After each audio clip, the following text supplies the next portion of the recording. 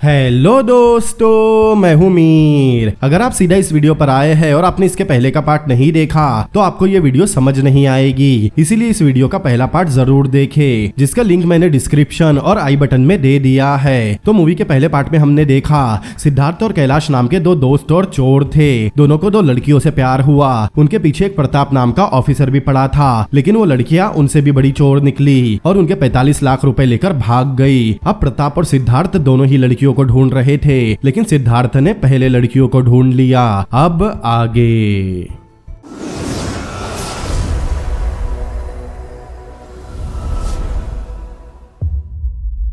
अब सिद्धार्थ और कैलाश उन लड़कियों के घर में बैठे थे। तब कैलाश टेबल पर रखा सामान गलती से गिरा देता है, फिर वहां रखा वाज भी तोड़कर कहता है ये सारा सामान उनके पैसों से खरीदा हुआ है। कुछ देर बाद मीरा सिद्धार्थ को पैसों का बैग लाकर देती है। उसने उन पैसों में से 4 लाख खर्च कर दिए, जिसे वो 10 दिन में लौटा देगी। तब कैलाश कहता है अगर उन्हें पैसे ही चाहिए होते तो वो उन्हें नहीं ढूंढते। डीसीपी प्रताप भी उन्हें ढूंढ रहा है, वो बस प्रताप को उनका पता बता देते, वो उन्हें पकड़ लेता और उन्हें उनके पैसे भी मिल जाते। लेकिन वो पैसों के लिए उनके पास नहीं आए, बल्कि वो उनसे अब भी प्यार करते हैं ताकि चारों फिर से साथ रह सके। ये सुनकर मीरा और श्रेया हैरान होती है, क्योंकि उन्होंने उनके साथ धोखा किया, फिर भी दोनों उनसे प्यार कैसे कर सकते हैं। उन्हें लग रहा था सिद्धार्थ और कैलाश उनके साथ कोई गेम खेल रहे हैं, इसीलिए वो उन पर भरोसा नहीं करती। तब सिद्धार्थ और कैलाश बताते हैं वो उन लड़कियों के साथ इसीलिए रहना चाहते हैं क्योंकि वो दोनों भी उनके जैसे ही चोर है। ये सुनकर दोनों लड़कियों को शौक लगता है। फिर सिद्धार्थ उन्हें अपने फ्रॉड के बारे में बताता है और कहता है डीसीपी प्रताप ने कहा था वो 1 महीने में उन लड़कियों को ढूंढ लेगा। अगर वो उनके साथ रहे तब चारों सेफ रहेंगे। मीरा को कुछ समझ नहीं आ रहा था कि उन्हें क्या करना चाहिए। सिद्धार्थ कहता है उन दोनों को लड़कियों से मतलब है और चारों को पैसों से। सिद्धार्थ चाहता था चारों मिलकर साथ काम करे और इस बार वो 15 दिन के अंदर एक बड़ा हाथ मारेंगे और उसके बाद कहीं दूसरी जगह सेटल हो जाएंगे। सिद्धार्थ चाहता था वो चोरी करने के बाद इंडिया में नहीं बल्कि विदेश में सेटल हो, यही उनके लिए सेफ होगा। अगर इतने वक्त में उन लड़कियों को उनसे प्यार हुआ तो ठीक, वरना लूटे हुए पैसों को बराबर बांटकर वो लड़कियों को छोड़कर हमेशा के लिए चले जाएंगे। मीरा के पास हाँ कहने के अलावा दूसरा कोई रास्ता नहीं था, क्योंकि सिद्धार्थ के पास उनकी फोटो थी जिससे वो पकड़े जा सकते हैं। रात में खाना बनाते वक्त श्रेया उन दोनों के खाने में नींद की गोली मिलाने कहती है, ताकि जब वो दोनों सो रहे होंगे तब दोनों लड़कियां फ्लाइट पकड़कर श्रीलंका भाग जाएगी। लेकिन मीरा वेट करने कहती है। उसे लग रहा था अगर वो फिर से उन्हें धोखा देकर भागे तब वो पकड़े जा सकते हैं, क्योंकि अब दोनों लड़कों के पास उनके खिलाफ प्रूफ था और कोई भी इंफॉर्मेशन ना होने के बाद भी लड़कों ने उन्हें ढूंढ निकाला। मतलब वो उन्हें फिर से ढूंढ लेंगे, इसीलिए उन्हें थोड़ा संभल कर रहना होगा। आगे हम देखते हैं वो चारों खाना खा रहे थे। खाना खाते हुए सिद्धार्थ कहता है वो दोनों टेक्निकल चोर है और लड़कियां अपने जाल में किसी को भी फंसा सकती है। अगर वो चारों मिलकर काम करे तब वो एक बड़ी चोरी आसानी से कर सकते हैं। सिद्धार्थ मीरा से पूछता है दिल्ली आने के बाद उसने फील्ड वर्क तो किया ही होगा और कुछ नए लोगों की जानकारी भी निकाली होगी। फिर मीरा उन्हें अपने लैपटॉप पर 4 आदमियों की फोटो दिखाती है, जिनमें कुछ बिजनेसमैन थे और कुछ पॉलिटिशियन या उनके बेटे थे। उन चारों में से एक सूरज नाम का बिजनेसमैन उनके लिए सेफ रहेगा, क्योंकि वो मैरिड है। मतलब अगर वो उसे लूट भी ले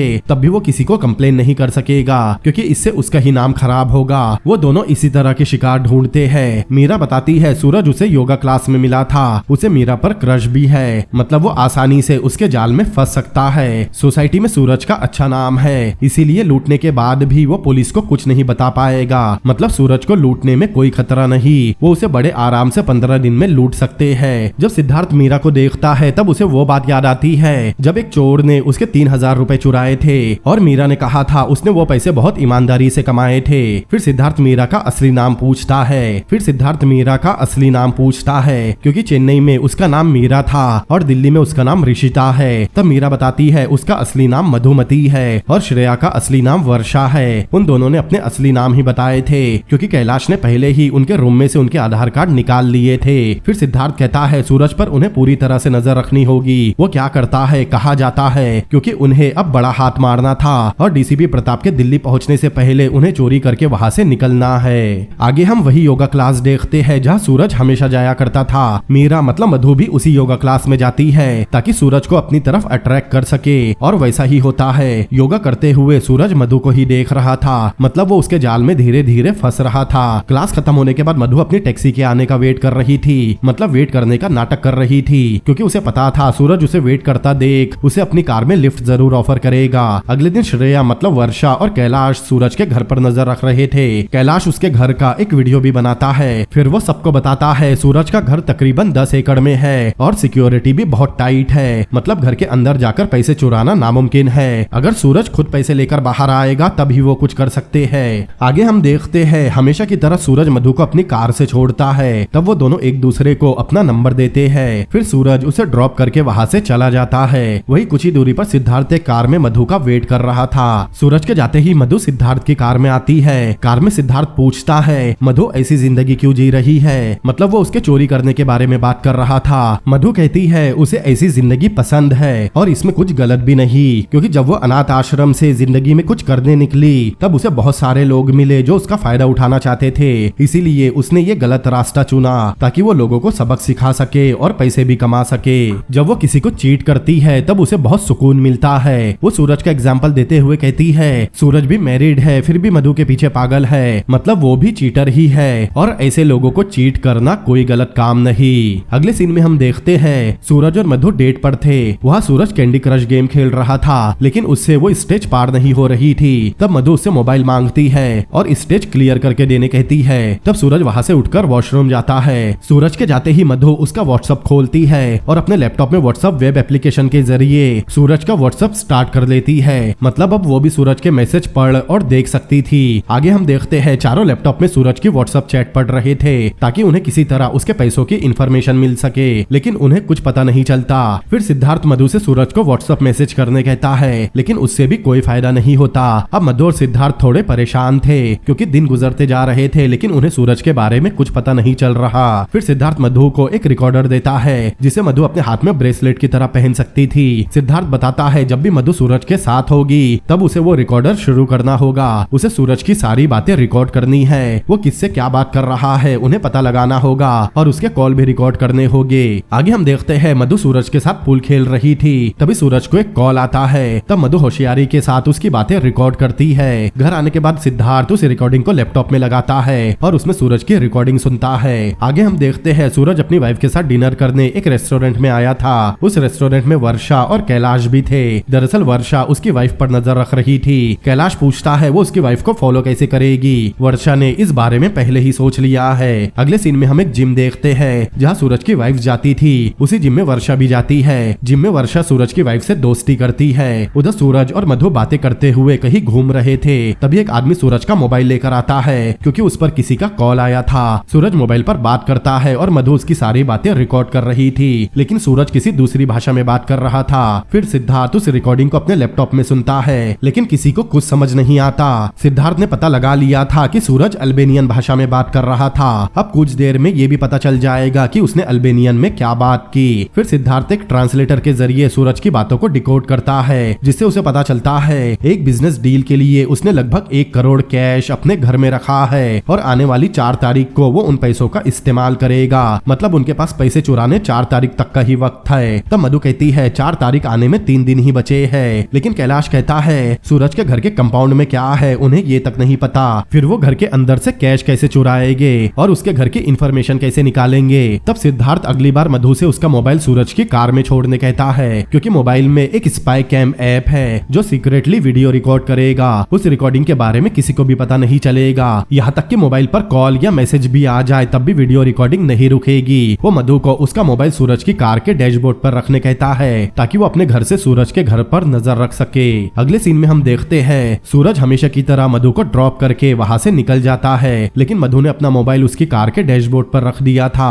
जब सूरज कार लेकर अपने घर जा रहा था तब कार के सामने का पोर्शन रिकॉर्ड हो रहा था, जिसे चारों अपने लैपटॉप में देख रहे थे। सूरज के घर का मेन डोर भी सेंसर वाला था। जब उसकी कार गेट के पास आती है, गेट ऑटोमेटिक खुल जाता है। फिर सूरज अपनी कार पार्क करने गैराज में जाता है। कार गैराज में खड़ी होती है। कुछ देर बाद गैराज के अंदर का एक और दरवाजा खुलता है। तब कार गैराज को पार करके अंदर जाती है, जहाँ सूरज की बाकी कार भी पार्क थी। वो अपनी कार वहाँ पार्क करके उतरने वाला था। तब सिद्धार्थ मधु को तुरंत अपने मोबाइल पर कॉल करने कहता है। मधु खुद के मोबाइल पर कॉल करती है। उधर सूरज को मोबाइल की रिंगटोन सुनाई देती है। वो अपनी कार में चेक करता है, तब उसे डैशबोर्ड पर एक मोबाइल मिलता देता है। सूरज कॉल रिसीव करता है, उसने मधु की आवाज पहचान ली थी। उधर मधु भी ऐसे जताती है कि वो गलती से उसकी कार में अपना मोबाइल भूल गई हो। वो सूरज से कहती है अगले दिन वो अपना मोबाइल ले लेगी। तब सूरज मधु का मोबाइल अपने कोट के ऊपर वाले पॉकेट में रखकर अंदर जाने लगता है। अब सूरज जहाँ भी जा रहा था मधु का मोबाइल हर जगह को रिकॉर्ड कर रहा था, जिसे वो चारों साफ देख रहे थे।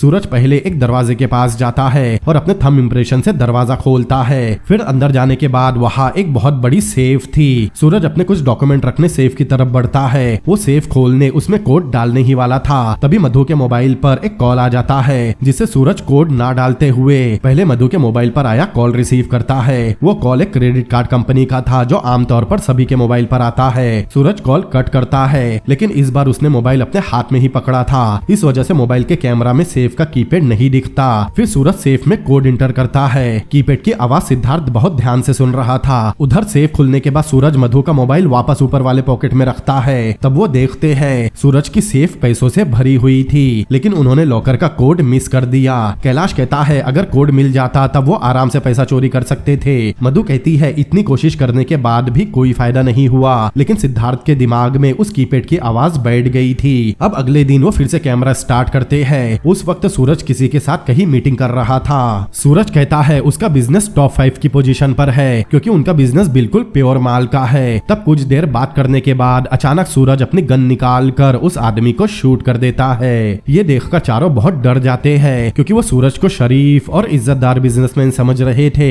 लेकिन सूरज बहुत खतरनाक आदमी है। कैलाश मधु पर चिल्लाने लगता है कि उसने कैसा फील्ड वर्क किया। तब सिद्धार्थ बताता है सूरज एक ड्रग डीलर है। मधु को इस बारे में कुछ पता नहीं था। सिद्धार्थ कहता है वो ड्रग डील का पैसा आपस में बांटने वाले हैं, मतलब उसके घर में जो 1 करोड़ कैश रखी थी वो ड्रग डील के लिए है। लेकिन कैलाश को लगता है उन्हें इस काम को यही छोड़ देना चाहिए। मधु भी कहती है उन्हें सूरज को छोड़कर किसी और को फंसाना होगा। वर्षा को भी यही लग रहा था, लेकिन सिद्धार्थ कहता है उन्हें सूरज का ही पैसा लूटना है, क्योंकि उनके पास समय बहुत कम है और फिर स्टार्ट करने उनके पास पैसे भी नहीं। ये काम रिस्की था, लेकिन अमाउंट भी बहुत बड़ा है। मधु कहती है अमाउंट इतना भी बड़ा नहीं, वो सिर्फ 1 करोड़ रुपए है। 4 लोगों में बटेगा तब सबको 25 लाख रुपए ही मिलेंगे। इतने से पैसों के लिए किसी को अपनी जान खतरे में नहीं डालनी चाहिए। लेकिन सिद्धार्थ कहता है मधु ने सही कहा, सूरज के पास 1 करोड़ है, लेकिन वो 1 करोड़ रुपए नहीं बल्कि 10 मिलियन डॉलर मतलब 1 करोड़ डॉलर है। इंडियन करेंसी के हिसाब से वो 82 करोड़ रुपए होते हैं। ये सुनकर सब शॉक थे,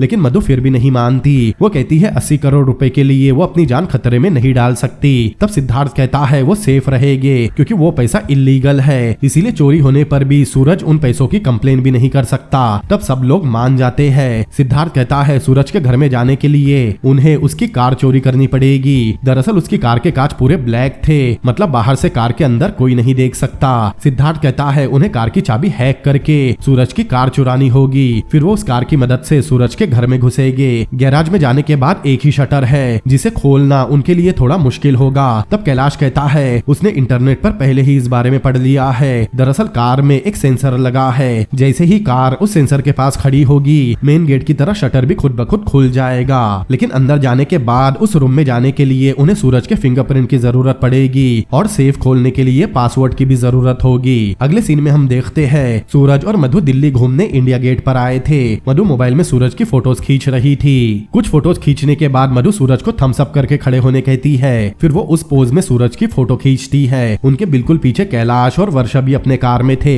वो भी DSLR कैमरा से सूरज की फोटोज निकाल रहे थे। DSLR से वो उसके अंगूठे की भी फोटो लेते हैं। फिर सूरज के अंगूठे की फोटो सिस्टम में डालकर उसके फिंगरप्रिंट को क्लियर करते हैं और उसका प्रिंट निकालते हैं। फिर उस प्रिंट को एक शीट पर रखकर फिंगरप्रिंट मशीन में डालने से उसके अंगूठे का प्रिंट उस शीट पर छप जाता है। अब वो उस फिंगरप्रिंट की मदद से सूरज के सेफ वाले रूम में इंटर कर सकते थे।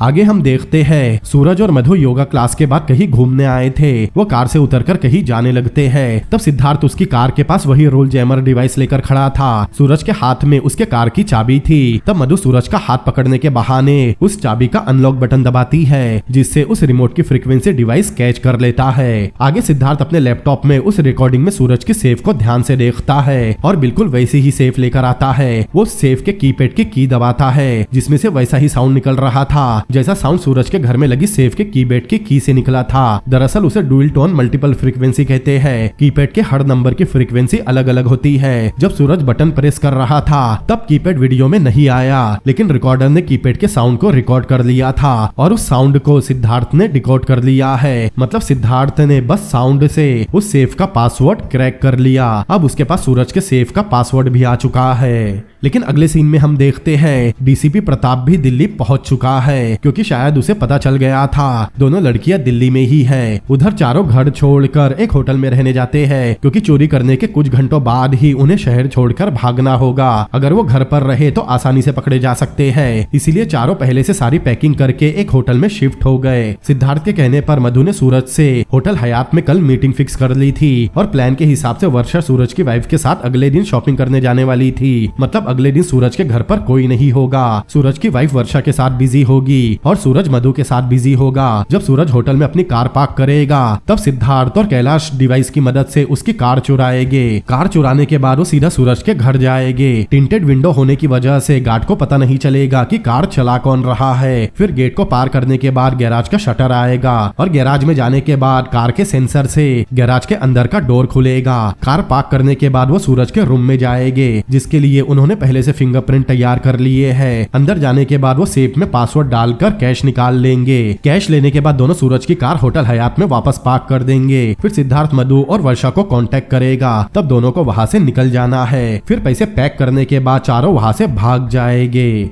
अगले दिन सूरज अपनी कार लेकर निकलता है। उधर मधु हमेशा की तरह रास्ते पर उसका वेट कर रही थी। वही कुछ ही दूरी पर सिद्धार्थ और कैलाश भी अपनी कार में सूरज के आने का वेट कर रहे थे। सूरज की कार निकलने के बाद उसकी वाइफ भी शॉपिंग करने निकलती है। उधर सूरज मधु को पिकअप करने उसके पास पहुंचता है। मधु सूरज की कार में निकल जाती है। तब सिद्धार्थ सूरज का पीछा करता है। सिद्धार्थ और मधु एक दूसरे से ब्लूटूथ हेडफोन के जरिए कनेक्ट थे। कुछ दूर चलने के बाद होटल हयात आता है, लेकिन सूरज होटल के सामने गाड़ी नहीं रोकता बल्कि आगे निकल जाता है। मधु कहती है होटल तो पीछे छूट गया। तब सूरज कहता है उसके लिए एक सरप्राइज है। मतलब सूरज ने होटल जाने का प्लान कैंसिल कर दिया। वो मधु को कहीं और ले जा रहा था। ये देखकर सिद्धार्थ और कैलाश परेशान हो जाते हैं। ये सुनकर मधु भी डर गई थी। तब सिद्धार्थ मधु से कहता है उसे घबराने की जरूरत नहीं, वो उसकी कार के पीछे ही है। तब मधु रिलैक्स होती है। उधर सूरज की वाइफ वर्षा के साथ शॉपिंग करने में बिजी थी। वही इस तरफ सूरज मधु को अपने फार्म हाउस पर लेकर आता है। एक गार्ड फार्म हाउस का गेट खोलता है और कार अंदर चली जाती है। ये देखकर कैलाश कहता है अब वो सूरज की कार कैसे चुराएंगे, क्योंकि कार रोड से काफी अंदर फार्म हाउस के कंपाउंड में है और गेट पर सिक्योरिटी गार्ड भी है। वही सूरज मधु को घर के अंदर ले जाता है। इधर कैलाश को मधु की फिक्र हो रही थी। वो ये भी सोच रहा था कि अब वो कार कैसे चोरी करेंगे।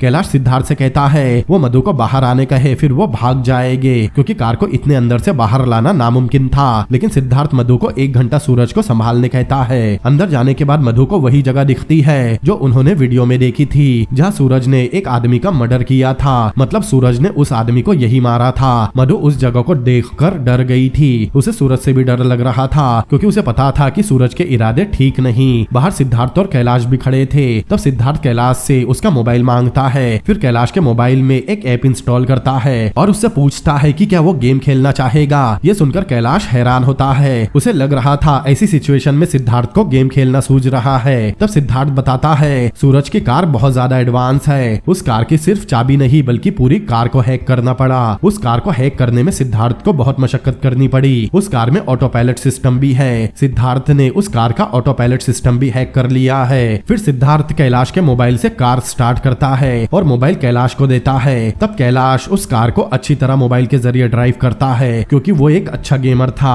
कार गेट तक आती है, लेकिन गार्ड को कार के अंदर का कुछ दिखाई नहीं देता, इसीलिए वो गेट खोल देता है और कार फार्म हाउस के बाहर आ जाती है। उधर सूरज ड्रिंक बनाकर मधु के पास जाता है। उसे देखकर मधु घर के बाहर पूल एरिया में चली जाती है। उसे बस कैसे भी करके 1 घंटे का वक्त निकालना था। इधर सूरज की वाइफ भी वर्षा के साथ शॉपिंग में बिजी थी। दूसरी तरफ वो सूरज की कार लेकर उसके घर पहुंच गए थे। कार में सेंसर होने की वजह से मेन गेट खुल जाता है और दोनों अंदर चले जाते हैं। अंदर जाने के बाद वो दोनों गैराज के शटर के पास जाते हैं। तब वहाँ भी एक गार्ड खड़ा था। उस कार को देखकर वो गैराज का गेट खोल देता है। फिर कार गैराज में चली जाती है। अंदर जाने के बाद कार का सेंसर गैराज के अंदर वाले डोर की फ्रीक्वेंसी कैच करता है, लेकिन यहाँ उन्हें एक शॉक लगता है, क्योंकि गैराज के अंदर वाला शटर सेंसर से नहीं खुलता। उस शटर को खोलने के लिए उन्हें कार की स्क्रीन पर एक पैटर्न ड्रॉ करना होगा। अगर उन्होंने सही पैटर्न ड्रॉ किया तब ही वो डोर खुल सकता है, लेकिन उन्हें सही पैटर्न नहीं पता। तब कैलाश कहता है बड़े लोग हमेशा हर पासवर्ड अपनी बीवी के नाम पर रखते हैं। सूरज की वाइफ का नाम स्मिता था, इसीलिए वो पैटर्न में एस ड्रॉ करता है, लेकिन वो गलत पैटर्न था। फिर कैलाश कहता है बड़े लोग खुद के अलावा किसी पर भी भरोसा नहीं करते,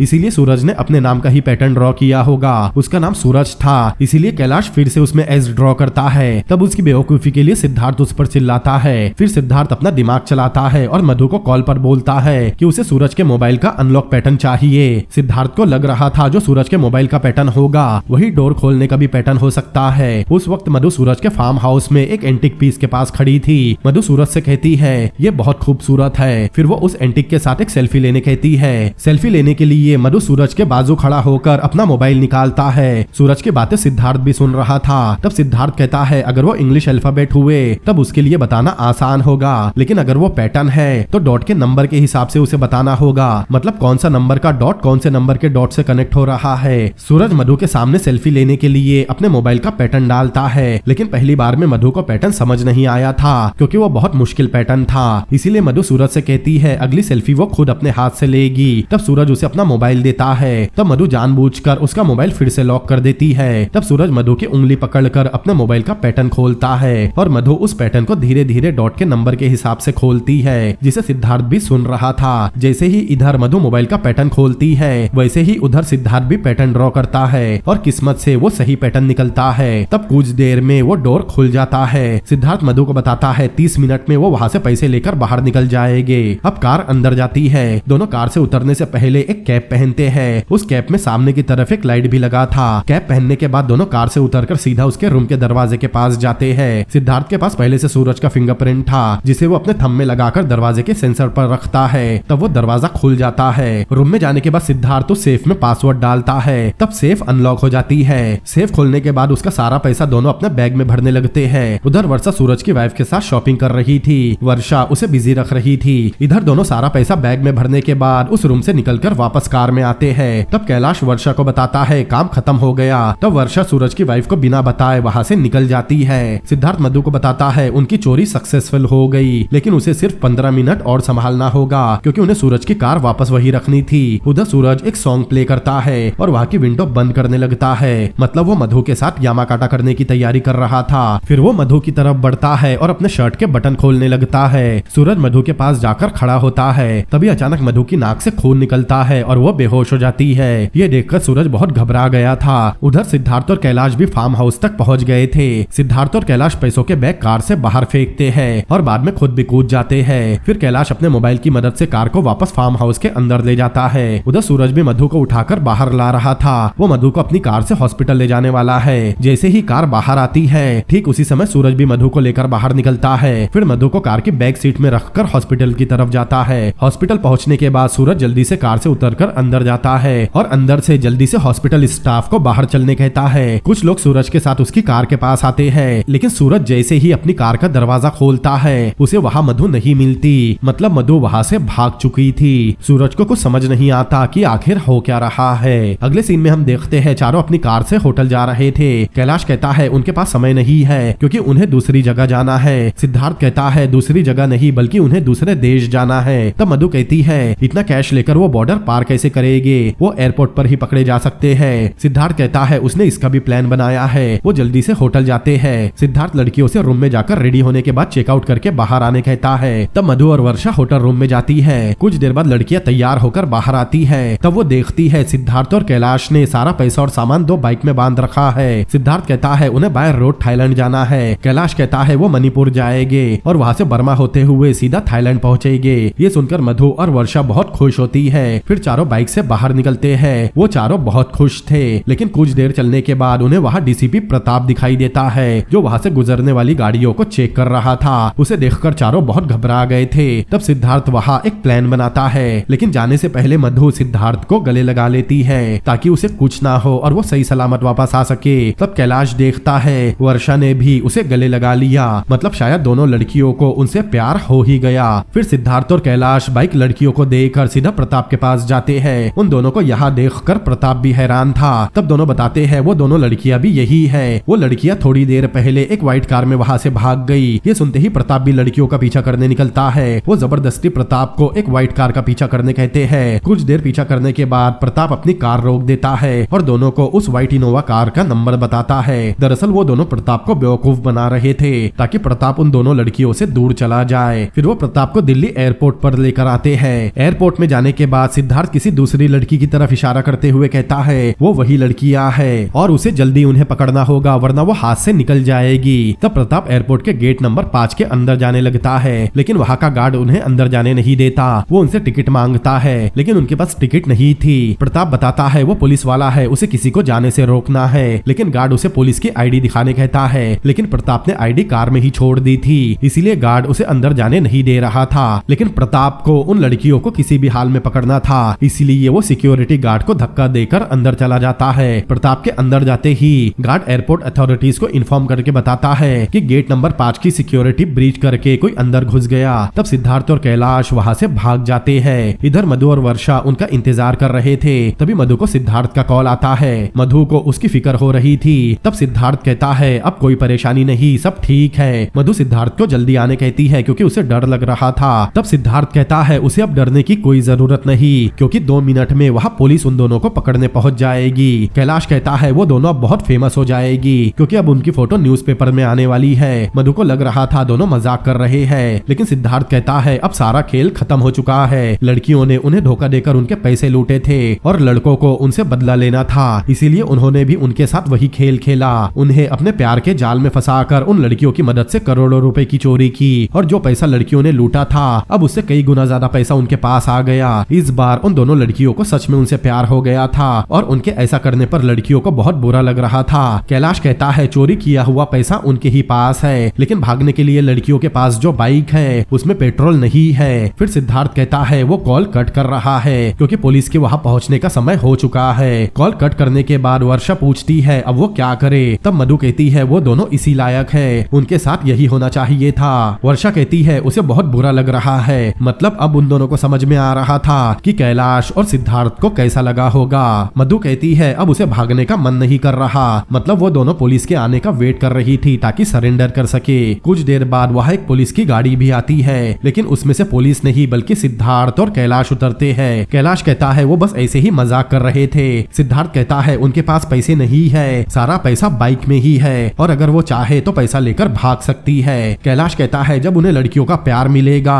तभी उन्हें पैसे चाहिए, वरना वो पैसे नहीं लेंगे। तब मधु सिद्धार्थ के गले लग जाती है। उन लड़कियों को एहसास हो गया था कि जीने के लिए पैसे ही नहीं बल्कि प्यार की भी जरूरत होती है। उधर प्रताप को दिल्ली पुलिस ने एयरपोर्ट की सिक्योरिटी ब्रीच करने के जुर्म में पकड़ लिया था। वो इंट्रोगेशन रूम में बैठा था। तब वहाँ उसका सीनियर आकर बताता है उसके ऊपर चार्जशीट फाइल हुई है। यहाँ हमें पता चलता है प्रताप मैच फिक्सिंग के केस में दिल्ली आया था। वो एक होटल में रेड करने वाला था, लेकिन सब छोड़कर उसने एयरपोर्ट की सिक्योरिटी ब्रीच कर दी। प्रताप कहता है वो किसी को पकड़ने एयरपोर्ट में घुसा था, किसी मुजरिम को पकड़ना भी उनका ही काम है, लेकिन उसका सीनियर उसे डांट देता है। फिर मूवी 2 साल पहले फ्लैशबैक में जाती है और हमें केरला का एक बीच दिखाया जाता है। किनारे पर एक रेस्टोरेंट था, वहाँ डीसीपी प्रताप मधु के साथ बैठा था। वो दोनों डेट पर थे। वह प्रताप उसे एक लॉकेट गिफ्ट करता है जिसे देखकर मधु बहुत खुश होती है और उस लॉकेट को पहन लेती है। ये वही लॉकेट था जो मीरा मतलब मधु के पर्स से उस चोर को मिला था जिसने रास्ते पर उसे बेवकूफ बनाकर चुराया था। बाद में उस चोर को प्रताप ने पकड़ा था, मतलब जिस लॉकेट को प्रताप अपने दोस्त का बता रहा था वो लॉकेट प्रताप ने ही मधु को दिया था, इसलिए उस लॉकेट को देखते ही प्रताप ने उसे पहचान लिया।